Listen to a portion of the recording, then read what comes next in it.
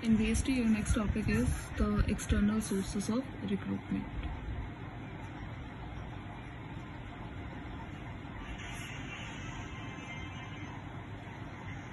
External sources of recruitment.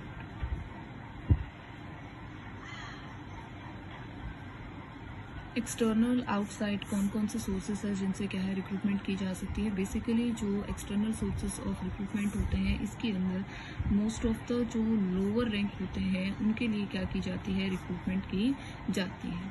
Mostly जो organisation के बाहर से करते हैं या फिर कुछ स्पेशल कैटेगरीज होती हैं पोस्ट, जैसे इंजीनियर हो गए, चार्टेड अकाउंटेंट हो गए, etcetera. So such kind of peoples are appointed at the various post by the external sources of recruitment. Or when there is a new organization, newly established business organization which requires staff, for them also the recruitment is done from the outside sources.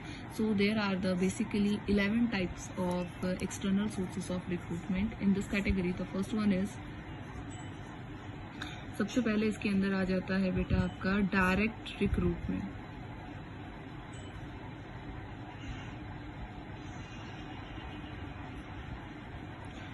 Some places के ऊपर direct, जैसे post क्या होती है खाली होती है, तो डायरेक्ट रिक्रूटमेंट के अंदर क्या किया जाता है कि जो इंस्टीट्यूट है उसके बाहर एक क्या किया जाता है, नोटिस चिपका दिया जाता है फैक्ट्री के गेट के बाहर। और ये नॉर्मली किसके लिए होते हैं, जो कि अनस्किल्ड जो लेबर होती है उसके लिए होता है, अनस्किल्ड लेबर्स के लिए, कैजुअल लेबर जो होती है जो हमें क्या है कभी कभी चाहिए होती है, ठीक है। कैजुअल जो लेबरर्स होते हैं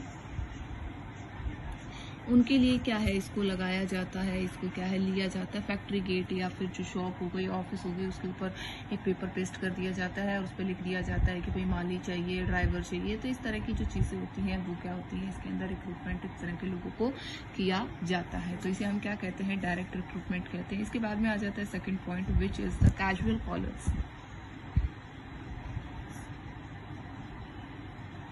कैजुअल कॉलर्स के अंदर क्या होता है कि जो वेल रेपुटेटेड कंपनीज होती हैं, जो बहुत बड़ी कंपनीज होती हैं, उनके अंदर रियली के अंदर जो टैलेंटेड और जो ब्रिलियंट कैंडिडेट्स होते हैं वो कॉन्टिन्यूसली टाइम टू टाइम क्या करते हैं, दे सेंड देयर एप्लीकेशंस को वो सेंड करते हैं और उनको होप होती है कि जब भी उस वेल रेपुटेटेड कंपनी के अंदर कोई भी पोस्ट क्या होगी, वैकेंट होगी, तो they will be called them.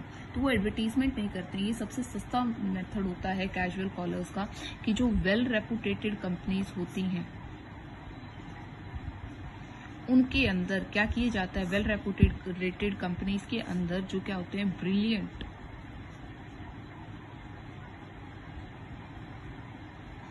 जो टैलेंटेड क्या होते हैं कैंडिडेट्स होते हैं, वो कॉन्टिन्यूसली इस तरह की कंपनीज के अंदर अपना जो बायोडाटा होता है, जो भी उनकी जॉब प्रेफरेंसेस होती हैं, वो इसके अंदर क्या है देकर आते हैं, अपने रिज्यूम्स वगैरह सेंड करते हैं इस होप के साथ कि कभी भी उस कंपनी के अंदर कोई भी जब पोस्ट वैकेंट होगी तो they will be called by the organisation. इसके बाद में आ जाता है थर्ड टाइप आपका आ जाता है media advertising.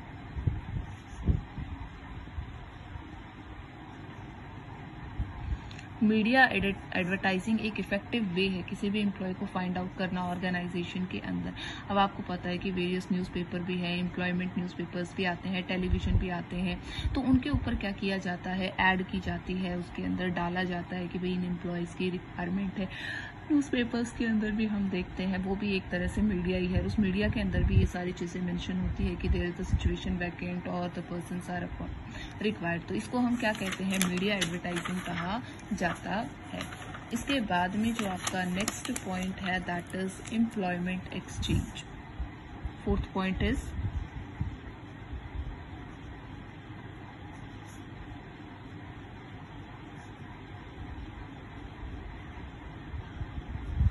Employment exchange. Employment exchange एक ऐसा सेटअप है कि जो गवर्नमेंट ने क्या किया है, employment exchange is setup by the government.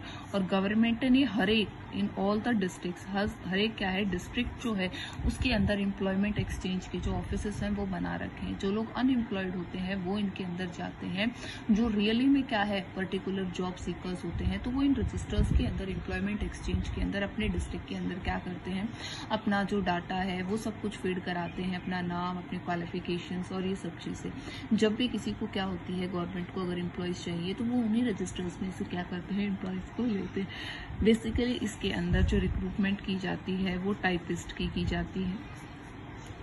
Clerks के लिए क्या है, यहाँ पर लोगों को सेंड किया जाता है, और पियून्स जो होते हैं उन्हें क्या किया जाता है, यहाँ से सेलेक्ट किया जाता है। इसके बाद में फिफ्थ जो पॉइंट है आपके पास वो आ जाता है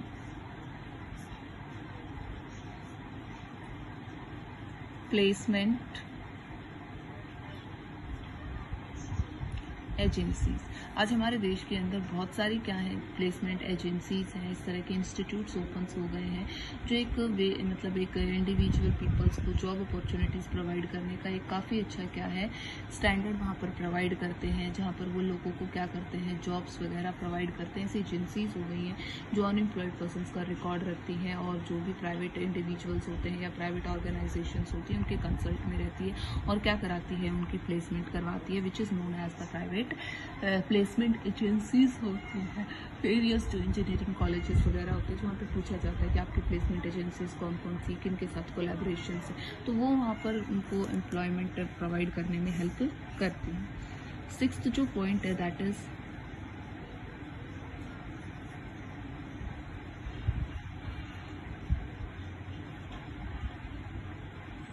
मैनेजमेंट कंसल्टेंट्स एंड हेडहंटर्स।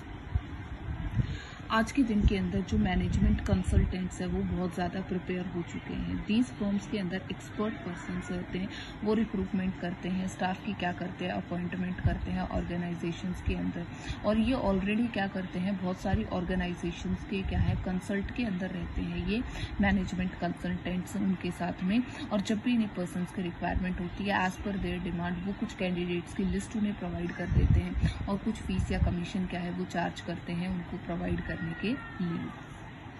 इसके बाद में आ जाता है आपके पास कैंपस रिक्रूटमेंट।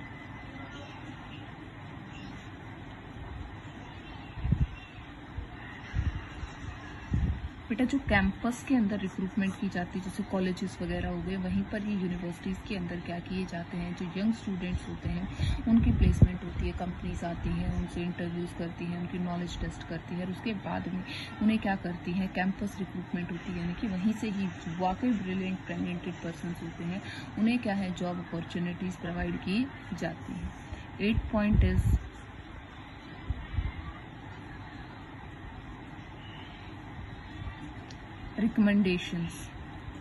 रिकमेंडेशंस के अंदर क्या होता है कि जब कोई पर्सन जैसे अपना कोई रिलेटिव है उसको रिकमेंड करता है किसी जॉब के लिए, बेसिकली ये लोअर लेवल की जो एम्प्लॉयज़ होते हैं उनको इस तरह से रिक्रूटमेंट करके सिफारिश लगाकर किसी को क्या की जाती है, जॉब अपॉर्चुनिटीज़ प्रोवाइड की जाती है। रिकमेंडेशन का मतलब होता है सिफारिश लगाकर।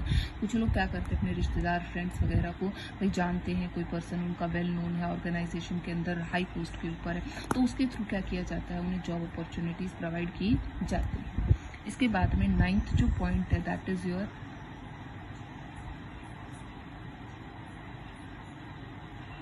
Labour contractors.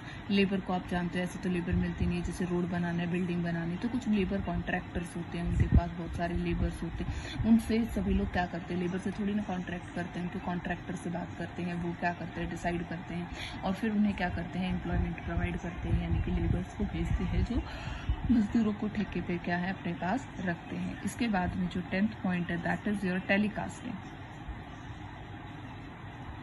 टेलीकास्टिंग के अंदर आज के टाइम में जो बिग ऑर्गेनाइजेशंस होती हैं वो जॉब्स के लिए टेलीकास्ट करती है, ठीक है। Recruitment during the course telecasting information vacant post के बारे में बताती है, स्पेशल कैरेक्टरिस्टिक्स क्या है डिस्प्ले किए जाते हैं। टेलीकास्टिंग ज़्यादा कुछ नहीं है, ये सिर्फ एक आपका इलेक्ट्रॉनिक मीडियम है जिसके ऊपर वो क्या करते हैं, चीज़ों को शो करते हैं। इसके बाद में आ जाता है आपका 11th पॉइंट विच इज